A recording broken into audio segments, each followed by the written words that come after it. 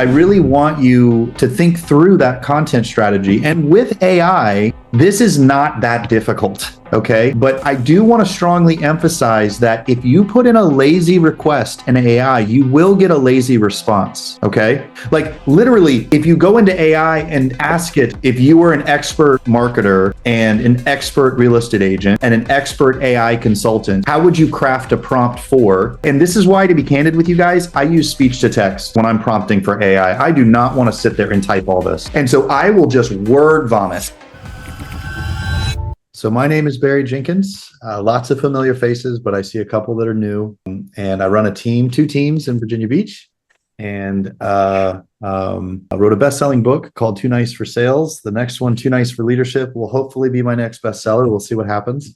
And the team at Meskula, they've asked me every week, spend 30 minutes with you, dive into your business, help you with lead conversion systems, whatever it is. The group is the most impactful when you have an awareness around your needs. And that is not normal, by the way. We live in a distracted society. And so if someone says to you, what do you need right now? And you're not sure, stay on the call. You'll still get something. But I want you to spend some time thinking about that. You know, we wake up in the morning, we check our phones, we respond to our email, we watch social media, we watch Netflix. We're always consuming. And we don't take a lot of time to reflect on where our needs are, personally or professionally. So if you're not aware of what your business needs are, that is an area of growth for you. We should be very aware of growth areas in our life and business. All right, Tim, I see your hands up. So let's kick it off with you. How are you, sir? I'm great. How are you, Barry? Fantastic. Fantastic. Yeah. So I actually took some time to think about this because I think it's a great privilege and benefit to have you available. I think the biggest thing that I'm dealing with is all the leads that are only a handful of people are answering their phones. Mm-hmm. And so all these other leads, I know many of them are leads. I want to talk about how to engage and convert with other methods other than phoning. Yeah. And what I feel like you've probably cracked the code on that. Well, I built a couple of business using thinking about things from these call them leads. They're people. They own a house. They made a decision to register on a website for information, and dialoguing with you or your attempts to dialogue with them have not worked. And it's probably a mixture of they don't see the value in speaking to you, they're not ready yet, or they met someone else. Right? I mean, it's not like one set reason why they're not answering. But if you think about if you were in that circumstance, what is the fastest way to get someone like yourself to engage? And I feel very strongly that when you're trying to scale a business, this is one scenario, right? Person registers and then goes dark on us. They don't respond. This is a consistent scenario. So when we're thinking about that person, how can we show that we're relevant? And I feel very strongly that it's a value-based content strategy. And I don't think you need to work really hard on the content or the value that you're providing. You just need to be attempting to add value to them. So I think a mixture of email copy along with text messages that go hand in hand with the homeowner are a surefire way to do it. Do you know, by chance, can you export data from your MLS? Are you aware if you can do that? Some allow you to export market data. You can't? Yeah, Matrix. Matrix. Okay. I just learned this. I just learned that you could do this, actually. Okay, let's talk about that, right? So by far and away, my favorite AI to do business analytical strategies is an AI called Claude. Have you ever heard of it? Oh, yeah. Mm-hmm. Okay. Yes. Okay. What I would do is I would upload the MLS data in a city, and I would ask it to function as if it's a data scientist that also has a 30-year career as a real estate agent, and ask it to glean market insights from the data that are relevant to XYZ address, right? And just see what it comes up with for you. I personally will take that data from Claude and I'll go and toggle over to ChatGPT. I think ChatGPT has a little bit more of a creative bent to it. Gemini is also great, but for me, those are my two data sources. And ChatGPT could do the analysis for you as well if you're feeling a little like you don't want to toggle between. And what you could do is you can then ask it to write a 90-day campaign for you and say, I want to send email copy and text messages that are going hand in hand. So for what I mean by that is you send the email, Mr. Smith, the neighborhood near 123 Smith Street, your home is seeing an increase in property values based off of these 3 sales recently. I'd love to talk to you. Then the next day you send a text, Mr. Smith, did you see that update I emailed you about the market? Right. And then maybe you wait 2 days and you start with something like, hey, another thing I was thinking about with regards to your home is homes with swimming pools tend to sell more, So what's happening is you're basically having a one-sided conversation with the person, the lead, that is intrinsically adding value to where after 3 or 4 of those messages, email and text, you get to ask a question. You could say something like, out of all of this, what stands out to you the most? Or what are your thoughts on this? Did you have a chance to see what I sent you? Right? Like you earn as a marketer every time you provide something of value. It's a micro conversion. It's a micro win.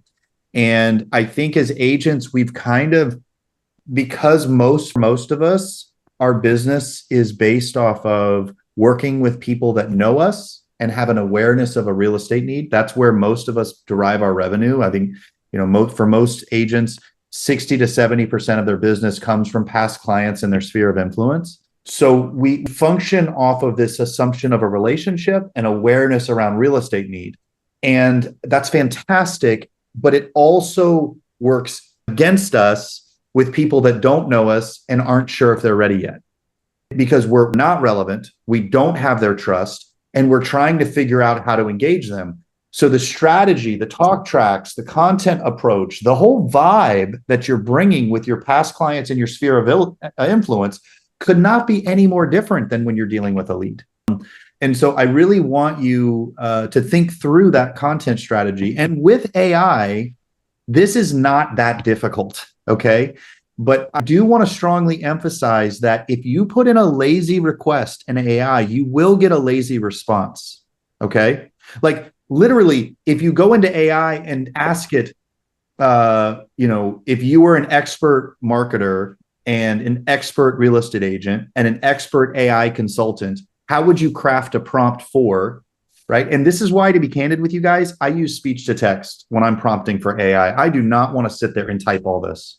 And so I will just word vomit for AI. If you were sitting in my house, you would see me press the microphone button and I'll sit there and I'll say, all right, I have a list of homeowners that are, they check their home value. I cannot get them to engage me.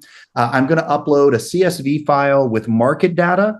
I want you to analyze the market data and help me provide a strategy to these homeowners that are very specific to them. And I want you to use a content strategy that will be more likely for them to engage with me.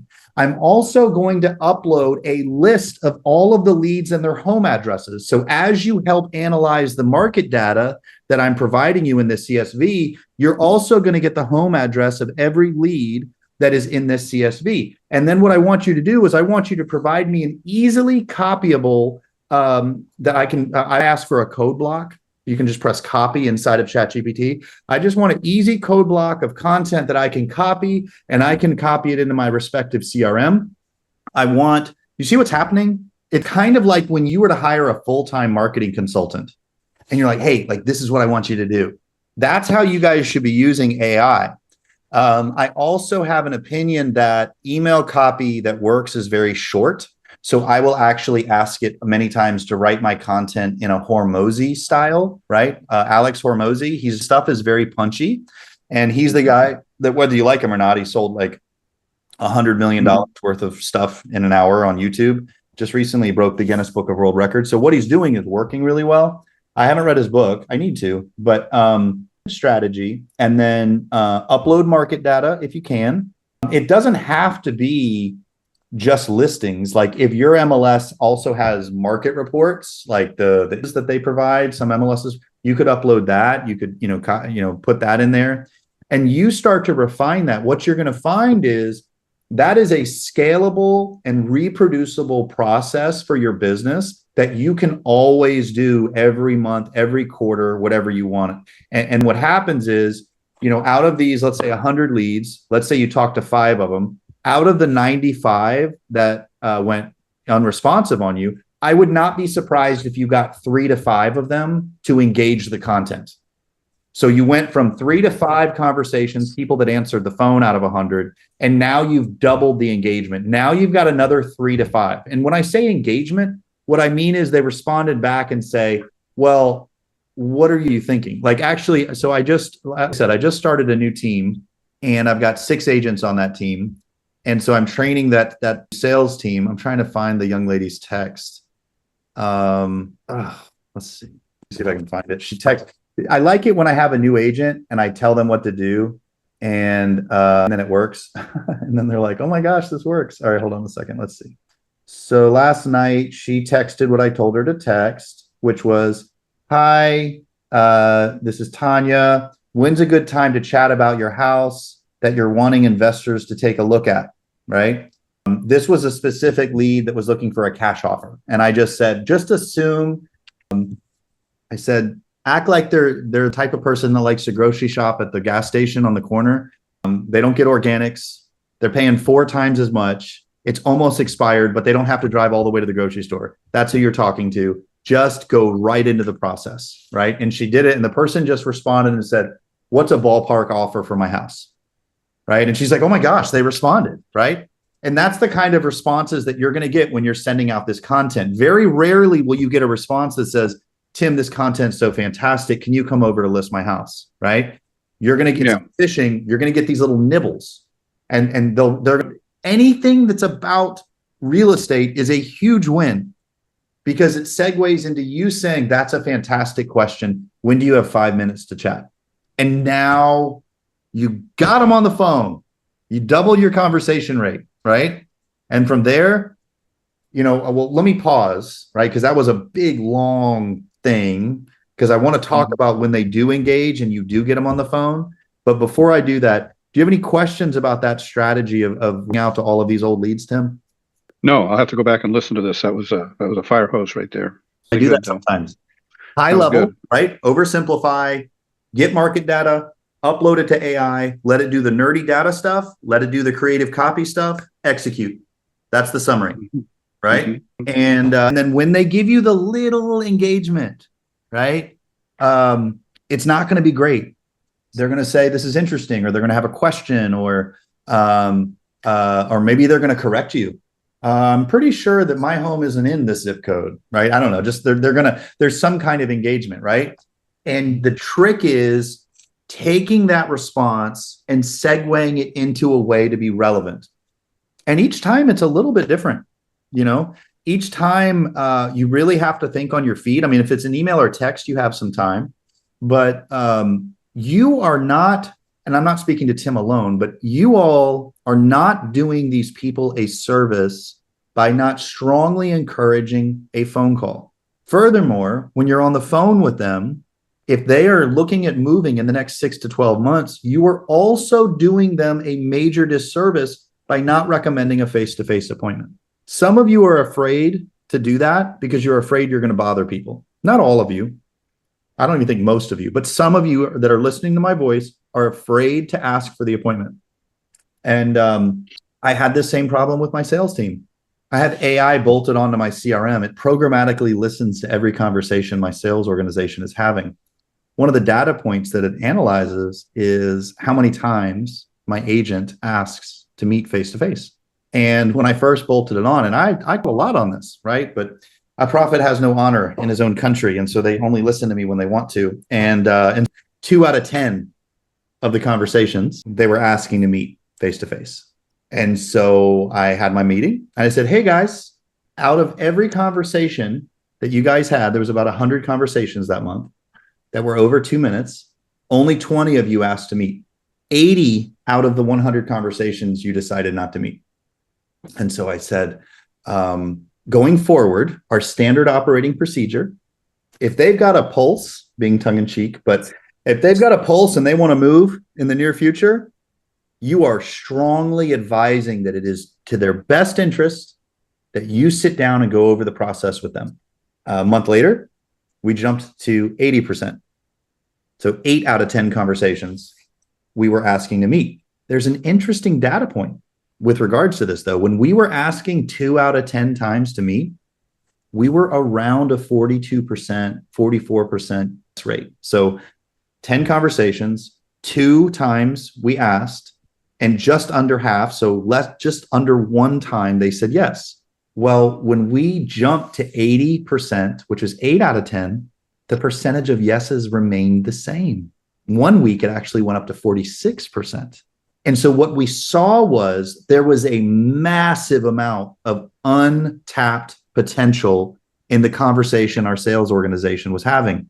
And as I dug deeper with regards to those conversations, what we began to surface was for most of the agents, they did not bring up meeting face to face in a way that the seller felt like it was something that they should do.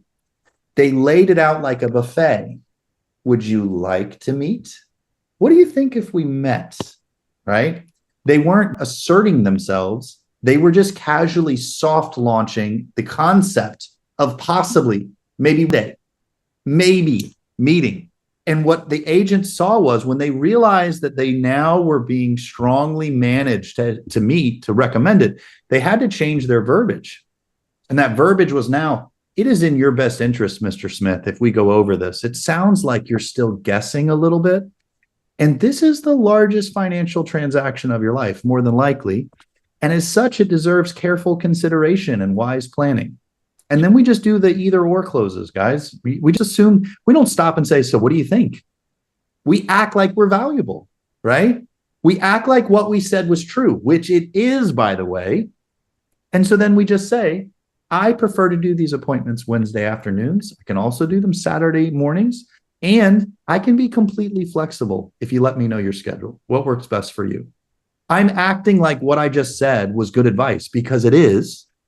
And the way that I manifest I'm acting like it's good advice is I assume that they want to meet, right? All right, we got a question. What is the correct name of the website Claude? Claude, like the name. It's CLAUDE.ai. I did some financial modeling with Claude. I was starting a new business, and I thought I had a really great compensation structure for my management layer. And so I uploaded all of the agreements and the plans into Claude. And I said, I want you to function like a chief financial officer for a Fortune 500 company. And I want you to do some financial modeling for me at 5 agents. Let's assume a 10% increase in lead cost, in management cost, and operating costs, and office costs for each layer. And what we discovered as we did our financial modeling with Claude was that once I got to 30 agents, my management team made more than me. Basically, because the first 30 agents was such a grind, I gave them too much. So that then when they got to 30 agents, they basically they got the lion's share of the revenue for the organization. So the larger we got, the less I made. So, and that's not the idea. So using it the same way that you guys are using this conversation with me. I am a leader, an instructor, I'm a guide, and you're consulting with me. That's how you guys should be using AI. MIT just did a study about brain activity for people that use AI the most. And their brain activity is significantly less. And it's because they're actually asking AI to think for them. Now, what do I mean by that? Well, let's go back to what I just told Tim to do. If Tim goes to AI based on our conversation and says, hey, ChatGPT, can you write me a drip campaign for homeowners, right? Super generic and vague, and not tell it what I think it should be. But I let AI decide for me what the content should be without giving any context, any direction. That to me, in my professional opinion, this will be the great divide amongst professionals. The people that continue to use their brain and the ones that don't.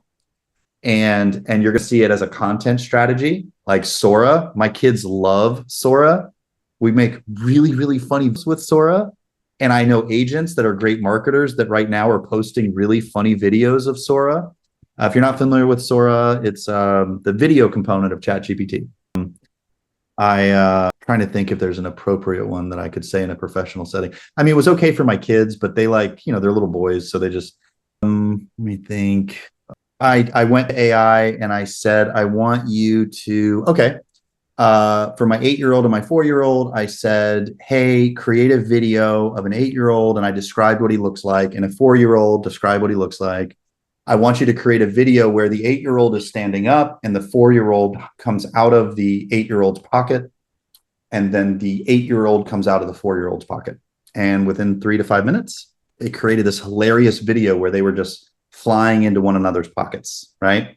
And then we did a bunch with like them passing gas and other, hilarious things that 8-year-old boys just want to talk about. But like you can use that, but I really think having a content strategy that's imperfect is, and it's authentic to you is really what's going to nail it, Isaac, do you have a question? No, I was actually, sorry, I didn't mean to unmute. I was just getting to a point where I could be on camera. So okay, no problem. So welcome, Lori. So let's pause for a second and level set. Tim was trying to make the most of his lead conversion strategy. And I think that it is my expectation that, and I'm planning accordingly, that we will see an increase in business by about 20% in spring. And the larger your business is, the more impactful that will be. And one of the ways that you can prepare for that is literally just do what Tim and I were just discussing in front of you. Because if somebody is halfway interested in moving, but rates aren't favorable enough for them to buy the type of home they want, and you're talking to them right now, not pushing them, but providing value, and then rates drop in the spring, guess who they're going to call first, right? The one that they were already talking to. But what I'm recommending you guys do, that's a grind. It probably costs a little bit of time, a little bit of money, a little bit of focus.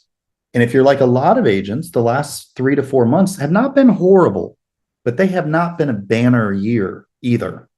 And so it's not to say you don't have money. You wouldn't be on this call if you didn't have any money, but maybe your accounts are a little bit lower than what you're comfortable with. The last thing you feel like doing is putting yourself out there financially, physically, mentally.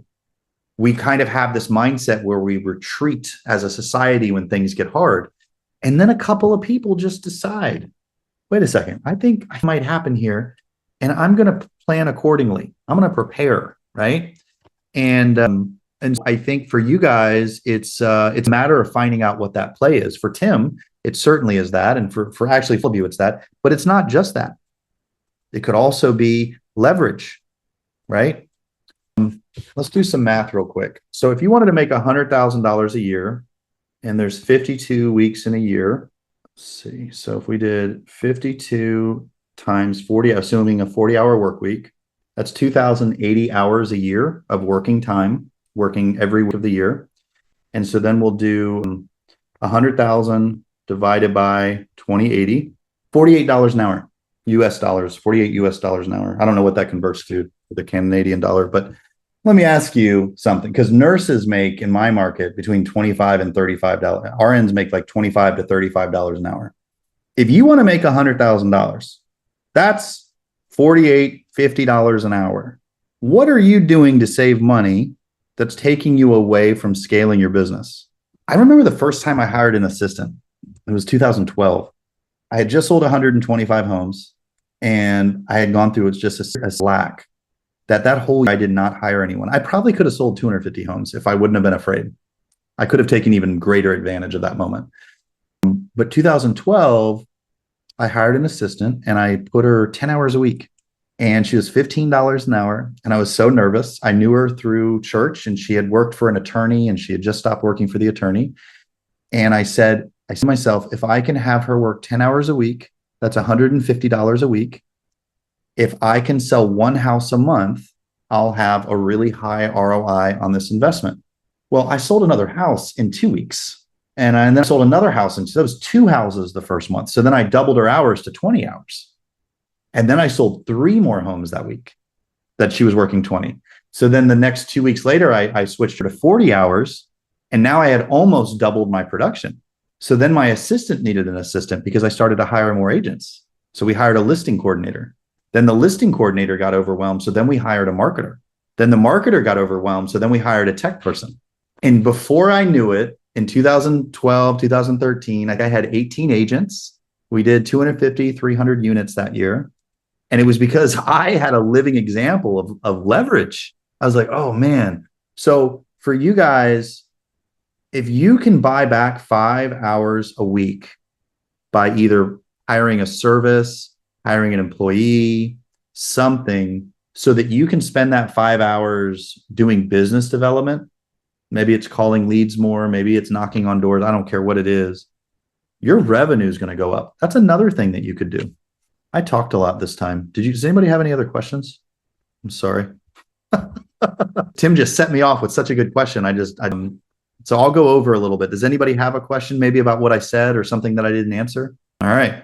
So see, let this be a lesson. If you come prepared, you get a free 30-minute coaching session for other people to watch, because Tim I just dove in. Tim, did you, now that we kind of went over a little bit more? Yeah, definitely. Yeah, I like that a lot. Good. No, that was very beneficial. I think everybody got something out of that. Oh, totally. That's why we do it this way. Absolutely. All right. So then next week, I am teaching 4 times in Florida. I can think of worse states to be in. And so next week, our class will be on Tuesday. It'll be the 11 a.m. 11 a.m. East Coast time, 8 a.m. Pacific Standard. We won't have a Friday session. What I'd really like you guys to do is start to piece together a plan for you to work on over the next 30 to 60 days. And it could be the back of an envelope. It could be, I've got 100 leads that I want to revive. I'm thinking this is the strategy. Like, I don't need a business plan. I just need something penciled in. And I would like a couple of you to talk to me about it. And then I'm going to try to, like, if it's a skeleton of a plan, I'm going to try to add meat to the bones a little bit and give you very specific direction. I really want everyone, it's a friend of mine right now, everyone that I'm having an opportunity to influence in the industry, I'm bringing you guys with me. And I'm right. I could be wrong that the market's going to see an uptick of 20%. But people that are really, really smart, billion with a B dollar companies, and 2 billionaires with a B that I trust greatly, that own very large companies, have very good reasons why they think this might happen, right? They've given me the data, and time doesn't allow me to go into it. So I've decided, why not, right? Why not, why not press into it? So I'm bringing as many of you with me as I do that. And so have a fantastic weekend. Keep working hard. And if there's anything I can do for you, please reach out. All right. Thanks, everybody.